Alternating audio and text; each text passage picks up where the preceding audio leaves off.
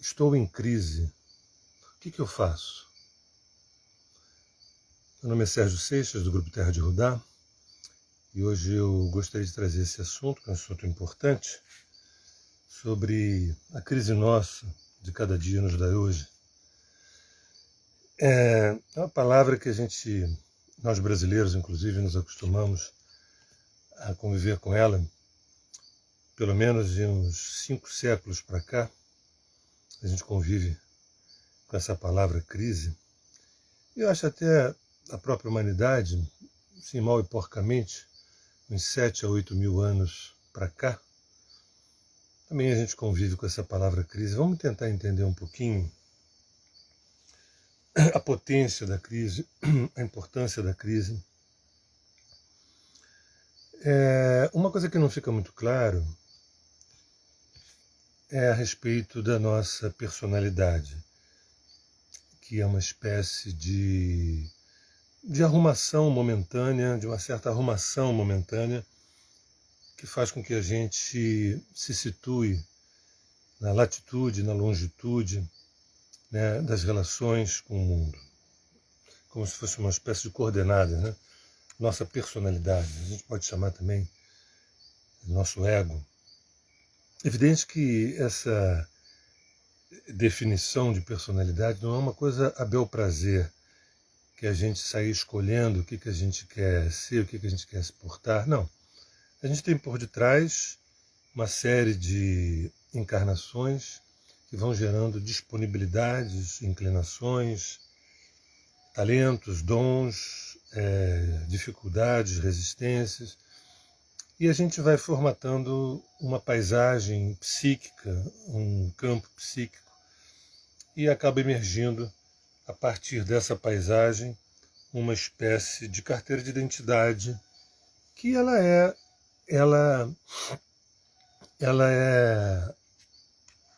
holográfica, ela é virtual, ela não tem substância. O ego ele não é substante. É que nem uma carteira de identidade, um CPF, que a gente chega na hora de fazer inscrição de alguma coisa, a gente tem que apresentar, mas não é o CPF que vai fazer a prova, somos nós que vamos fazer a prova. Mas sem um CPF a gente não consegue se inscrever. Então o ego é uma espécie de mídia que faz a intermediação entre esse mundo interno, esse mundo subjetivo e o mundo externo. E muita gente que não entende muito bem da potência do ego, né? Não do egocentrismo, mas do ego, fala em acabar com o ego, destruí-lo, né? E quando na verdade nós falamos de amadurecer o ego, desenvolver, amadurecer, trabalhar, para que ele exerça a sua função produtiva o melhor possível. Na verdade, em resumo da ópera, o ego é um office boy da alma. O ego é um servidor do ser. O ego é um empregadinho do ser que é em nós. É maravilhoso, maravilhoso. A gente deve valorizar muito essa mão de obra, chamado ego, personalidade. O problema é quando a gente se identifica, né? A miséria humana, ela se fundamenta na nossa identificação com o nosso ego. A gente quer protegê-lo, enaltecê-lo, vivificá-lo, colocá-lo no... Quando na verdade é só amadurecer, crescer, se desenvolver e depois deixar que ele se recolha. Né? Cada crise que a gente vive é uma prova para esse ego.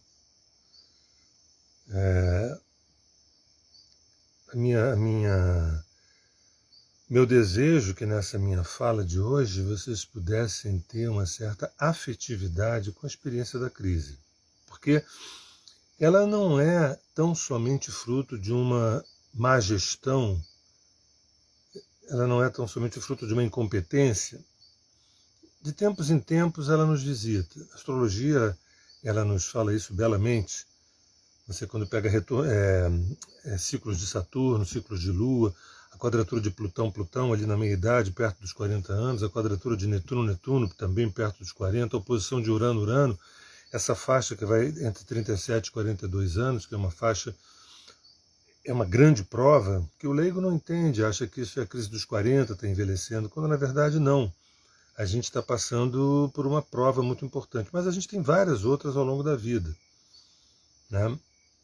E ligadas a perdas, rejeição, abandono, separação, mortes, né? E até mesmo provações quando a gente ganha na loteria esportiva, quando a gente consegue comprar o carro que a gente mais queria, quando a gente consegue conquistar o amor que a gente sempre sonhou, é uma outra prova. O que eu faço com tudo? Como é que eu dou conta de tudo isso? Será que eu me preparei para as conquistas que eu quero, que eu fiz, que eu estou fazendo? Enfim. Mas eu quero que fique claro uma coisa, que é a função da crise. A função da crise, ela coloca em xeque aquela arrumação momentânea que a gente fez, que é aquela edição, né? A gente tem uma edição, que é o nosso ego, tentando traduzir um pouco dessa alma em relação ao mundo lá fora. É uma tradução muito precária, porque a gente não tem uma formação, não tem uma educação, não tem uma pedagogia, a gente não tem uma iniciação espiritual, né? E as próprias nossas psicoterapias, elas muitas vezes elas têm um déficit de espiritualidade significativo, não de religião, religião é outra história, mas as próprias psicoterapias nossas têm um déficit de espiritualidade que dificultam o nosso processo de iniciação, de poder olhar para uma crise e perceber que é uma prova para o nosso ego para fazer um upgrade. Vamos lembrar que a psique, digamos que a psique individual, é uma espécie de um lago muito profundo. Eu poderia dizer também que a psique coletiva é um oceano muito profundo. Mas a psique individual é um lago muito, muito profundo e existem várias camadas desse lago com várias qualidades de animais, de peixes, de organismos, vamos ali.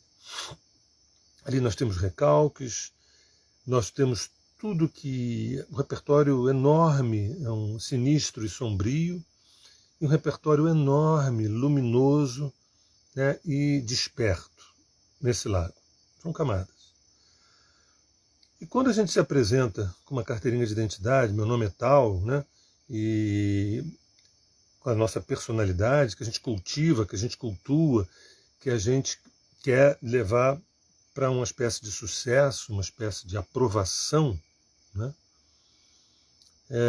a gente está entrando numa cilada enorme, porque o que essas crises vão te levar mais cedo ou mais tarde é para a destituição desse lugar fake, desses spots, dessas luzes que na verdade iluminam o nada, o vazio, com V minúsculo, o nada com N minúsculo.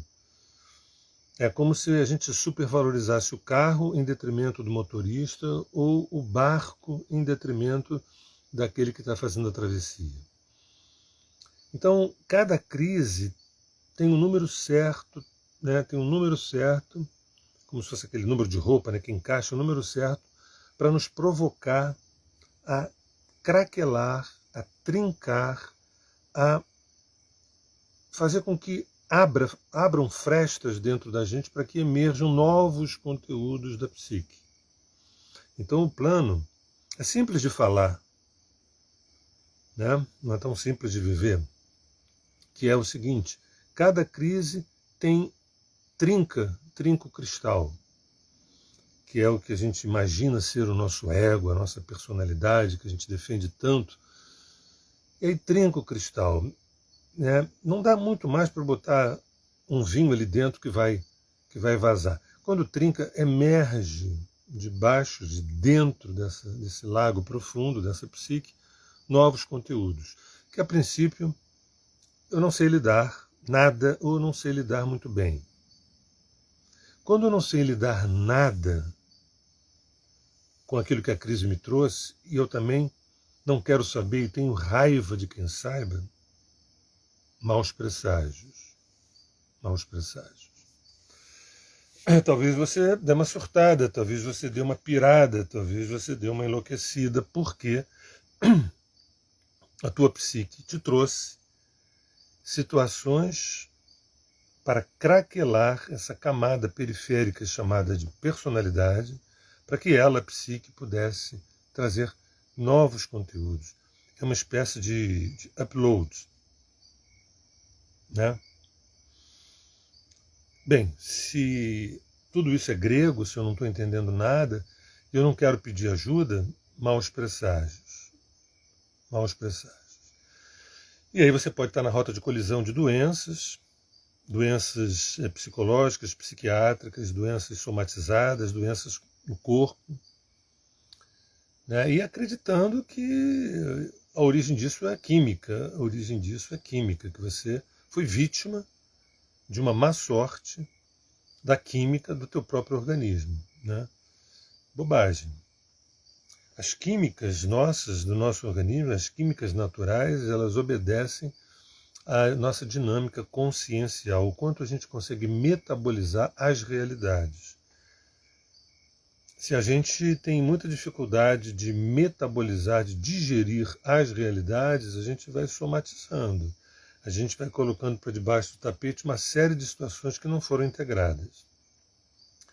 Então, as crises são espécies de professores, de mestres, de guias, que dizem assim, bem, nós estamos vindo aqui para fazer uma atualização desse ego, para esse ego morrer e nascer outro, um outro mais atualizado. É como se fosse uma espécie de... Eu posso também mudar a palavra, em vez de falar morrer, eu posso falar em descamar. Cada crise tem um potencial e a função de descamar mais uma película dessa personalidade, desse ego, que faz com que eu me torne mais próximo de camadas mais profundas da minha alma. Esse é o projeto. Esse é o projeto. A gente tem que entender isso de uma vez por todas, senão a gente fica... Eu não aguento quando eu ouço os políticos falarem, né? Aí veio a crise, como se a crise fosse uma entidade autônoma que não fosse uma cria da própria pessoa, ou por má fé, ou por incompetência, ou por um processo evolutivo natural. Mas não, eu sou vítima de uma crise. Mas quem é essa tal de crise? Onde é que ela está? Onde é que ela mora? Vamos pegar ela, vamos prender ela, vamos matar essa crise. Não, essa crise foi feita por mim. Só que eu não assumo a autoria. Eu não assumo a autoria. Né? A minha psique, ela traz essas situações friccionais, né? Para que eu possa me relacionar e ver como é que eu me porto, como é que eu me coloco, como é que eu me posiciono em cada situação, e para que novos conteúdos emerjam. Sim, mas para que novos conteúdos emergirem se eu estava tão bem? Olha, não é você que avalia se você está ou não está bem. Porque você pode ter uma régua tão baixa, você pode ter um parâmetro tão baixo, que estou bem. E a tua psique diz assim, você está péssimo. Você está péssimo. Mas você não escuta, você não lê, não faz essa leitura. E por que às vezes, estou bem, porque me interessa dizer isso, porque se eu disser que eu estou mal, nossa, eu vou ter que correr atrás do prejuízo. Eu vou ter que, sei lá, o que eu faço, é terapia? Quanto é que custa uma terapia? Não tenho essa grana, sei lá, não sei, eu estou ótimo. São as nossas malandragens, as nossas espertezas, né, para lidar com essas coisas. Mas para quê? Para que melhorar se eu estou bem? O negócio é o seguinte, vamos ver se a gente entende de uma vez por todas uma coisa que sei lá, parece tão subjetiva assim. Eu tenho um conceito que eu trabalho de vez em quando, eu ainda não fiz uma live sobre ele, que é, e aí quando se abre não há nada dentro. E aí quando se abre não há nada dentro. E aí quando se abre não há nada dentro. Isso é a história dos universos, é a história de Deus, é a história desse grande corpo chamado agora. O agora ele está em todos os lugares, em todos os universos, nesse instante, Criador. Então, é para lá que nós temos que ir, quer queiramos ou não, para esse vazio, para esse nada. Mas isso, na mente racional ocidental, é um terror. Eu quero ir para tudo, não para nada. Eu quero ir para o cheio, não para o vazio. E aí a gente importa filosofias orientais bem legais, muito legais. E a gente repete que nem papagaio, né? No vazio, nada, vazio, a busca. Na verdade, quando você está deprimido, aí você se trai, né? Dizendo, minha vida está um vazio. Ué, mas não era isso que você queria quando meditava? Não era isso que você queria quando você ia no templo? Mas eu acho que não era esse vazio. Sei lá, não sei, era outro vazio, não sei. É uma confusão.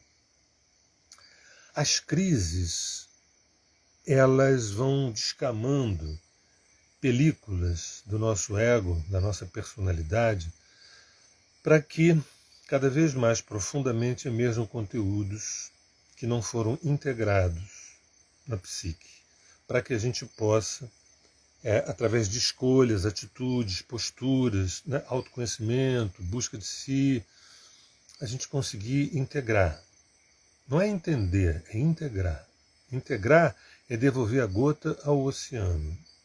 Primeiro você faz com que você devolva essa gota ao lago.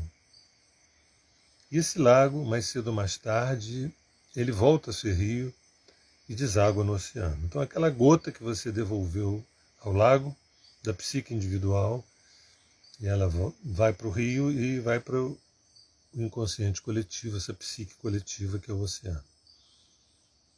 Mas qual é a graça que tem isso? A graça que tem isso? Qual é a graça? Eu sempre toco nesse assunto porque a impressão que tem para o ocidental é que evoluir dá um trabalho para quê? Para a gente ficar bem na foto? Né? É um trabalho enorme. É um trabalho maior do que você encher o bolso de dinheiro. Para quê? Aí, às vezes eu tento encontrar uma certa materialidade na tentativa de responder essa pergunta. Eu digo assim, escuta, para que transar? Para que ir para a cama? Aí já começa a ficar interessante. Como assim? Para ter prazer. Para ter prazer. Prazer é legal, né? Tá certo. Para gozar, para ter orgasmo. Interessante. Posso mexer na tua frase? Vou mexer na tua frase um pouco. Tá? Eu transo porque eu sou atraído por uma potência química que me faz ir na direção do meu oposto complementar para que haja uma penetração profunda entre nós dois e que a gente viva, naquele momento, uma profunda comunhão. Ainda que, a priori, não houvesse amor. Ainda que, a priori, eu não tivesse nenhuma inclinação tão explicitamente afetiva. Então, esse rito consciente ou inconsciente de duas pessoas que transam não é a busca do sofrimento, não é a busca da derrota, é a busca do prazer, do orgasmo, que na verdade é uma espécie de morte. Então, posto isso, eu volto para a pergunta, mas para que evoluir? Para ter um enorme prazer, para gozar, para ter um grande orgasmo. Só para isso tudo, mais nada. Não vale? Não vale? Quer dizer, gozar, ter esse orgasmo pleno não é suficiente. Não. Na cama é. Mas parece que dá menos trabalho seduzir uma mulher ou seduzir um homem do que o processo evolutivo. Né? Pois é. Mas eu garanto também que esse processo evolutivo, orgasmos são orgasmos múltiplos, bem maiores do que a gente está acostumado a viver na cama. Tá bom, entendi. Então, toda essa brabeira, todo esse trabalho é para a gente, no fundo, crescer, se desenvolver, evoluir, para a gente chegar num grande orgasmo, que no fundo é uma experiência de unidade. É. O estado díper, o estado de diferenciação e pertencimento, o estado búdico, é isso aí. E a função da crise é facilitar isso. A função da crise é facilitar esse projeto. Anota isso que vai cair na prova, tá? A função da crise é facilitar esse processo. Esse cara tá louco, esse cara tá maluco. Nunca ouvi falar que crise facilite alguma coisa. Sendo bem pragmático, vocês sabem que se a crise arrebentasse com todo mundo, não teria mais crise. Vocês reparam que tem pessoas que se dão bem na crise, inclusive materialmente, e outras que se lascam. Né? Mas transportando essa imagem pragmática para algo mais profundo, a derrota do ego é uma vitória do self. A função da crise, o dharma da crise, o projeto da crise, a essência da crise, o propósito da crise, é a gente ir descamando através de situações friccionais, paradoxais, situações muito difíceis, que eu tenho que me atualizar para poder lidar com esses desafios. Para quê? Para que haja uma nova emergência da psique, e novos conteúdos surjam. Até que, um dia, pasmem, de instantes criadores em instantes criadores, de vidas em vidas, de encarnações em encarnações, não há mais o que emergir do fundo da psique. Né?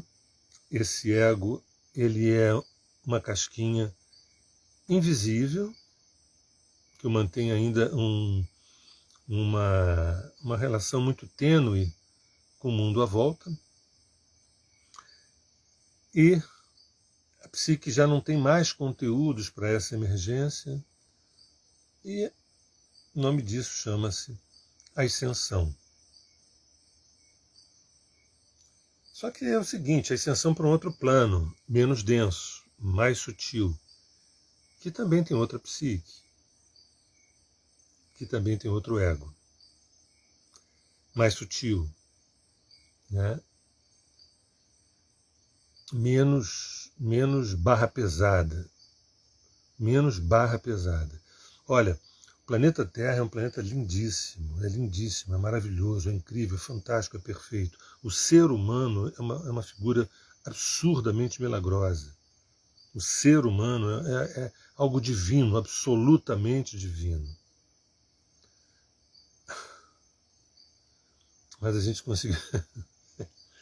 conseguiu uma equação muito, muito genial, que é pegar um paraíso e um ser humano milagroso e transformar nessa baixaria que é a nossa vida. Não estou falando nem de política, não estou nem falando de política.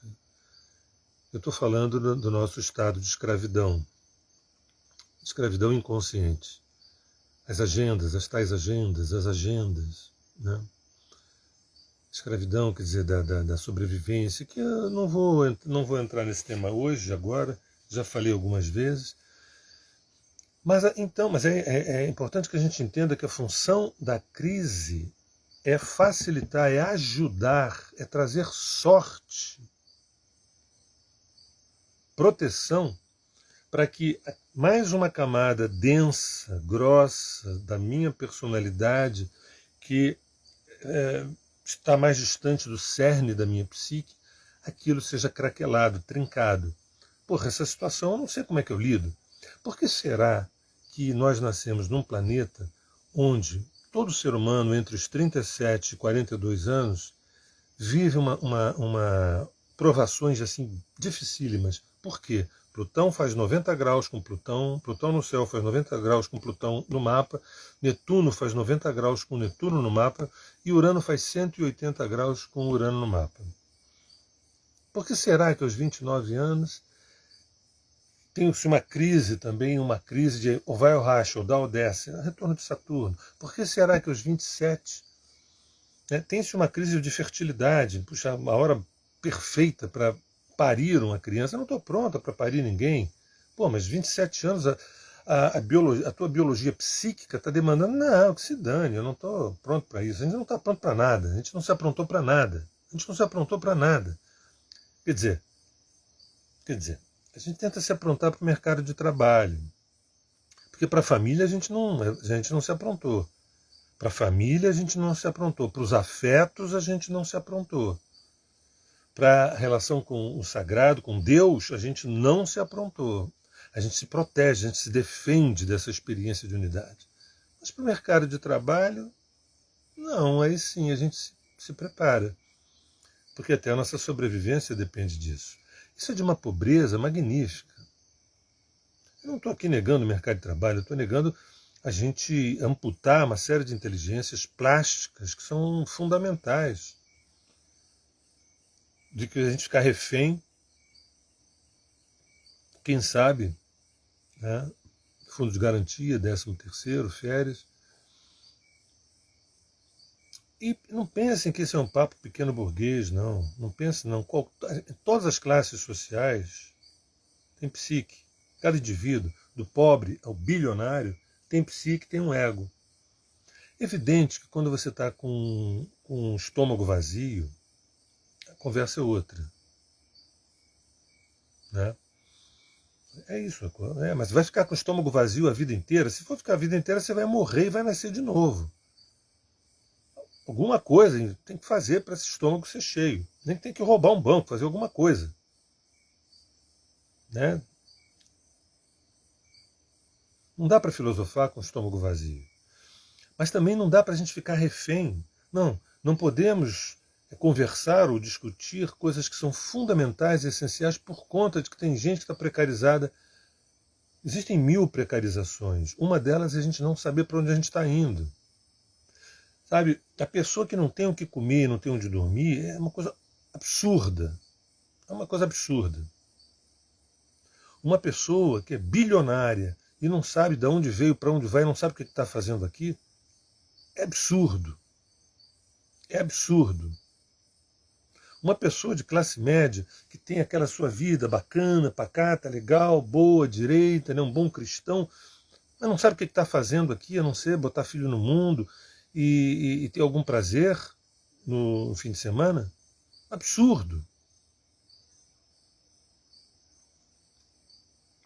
Então, o tema dessa minha fala de hoje é: eu estou em crise, o que eu faço?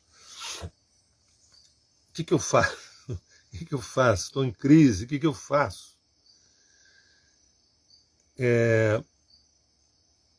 Prepare-se para as dezenas de crises que você viverá. Se você fizer parte da classe alta, se você fizer parte da classe média, se você fizer parte de uma classe desprotegida, precarizada, prepare-se, cada um do seu jeito, cada um do seu modo, mas sempre com um denominador comum: conheça-te a ti mesmo. As crises, elas são dádivas para que a gente possa friccionar o nosso ego, essa edição momentânea e insubstante, com a realidade que a psique atraiu e que a gente chama de crise, porque eu não estou sabendo lidar com isso, e é bom que isso aconteça. Se a gente soubesse lidar com tudo que nos acontece, a gente ficaria estagnado, paralisado. Sempre a psique vai imantar, sempre a psique vai atrair situações que a gente não sabe lidar, para craquelar, para trincar, para abrir essas frestas que façam com que da psique emerjam novos conteúdos. E de conteúdos em conteúdos, de conteúdos em conteúdos, de crise em crise, e você fazendo o dever de casa, você se conhecendo, você sabendo manejar tudo isso, chega um dia que a ascensão acontece. Via de regra, isso não leva a uma encarnação. Poderia levar, mas não leva, porque a gente tem uma pedagogia da dispersão, a gente tem uma educação da dispersão. Então esses assuntos não são tão importantes.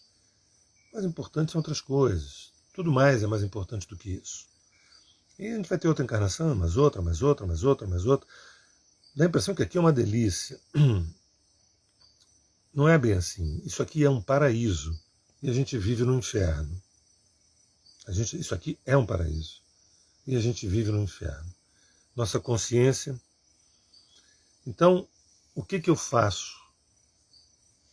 Me busco, me procuro, cresço, faço um trabalho interno, faço uma terapia, faço uma busca espiritual, me aproximo da natureza. A gente tem todos os instrumentos hoje, mais do que há 3, 4 séculos atrás, nós temos todos os instrumentos necessários para a gente saber lidar com a crise.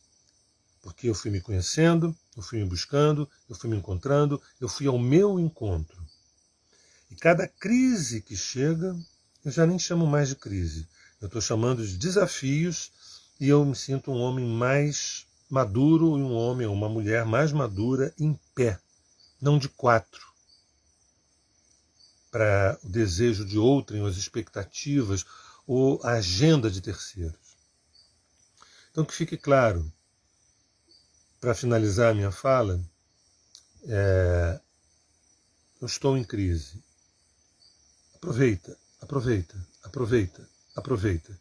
Aproveita, porque a chance de mais uma camada ser retirada e você está mais próximo do teu interior, da tua psique, que sabe das coisas. É a psique que libera o homem da tua vida, a mulher da tua vida. É a psique que libera um trabalho maravilhoso que tem tudo a ver com a tua alma. É a psique que faz com que você construa uma família interessante. Como é que você lida a gestão do ego em relação à psique? Como é que você faz essa gestão? Como é que você faz essa administração entre camadas periféricas da tua personalidade e a tua psique?